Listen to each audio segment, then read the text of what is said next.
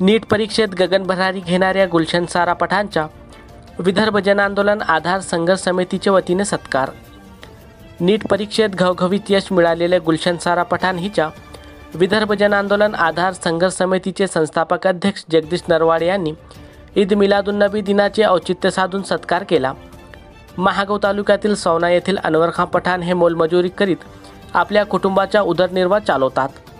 आपल्या अशिक्षितपणाची खंत कायम त्यांच्या मनाला सल देत होती, त्यामुळे त्यांनी आपली मुले शिकून मोठी झाली पाहिजेत या ध्येयाने कबाड कष्ट करीत आपल्या मुलांना शिकविले।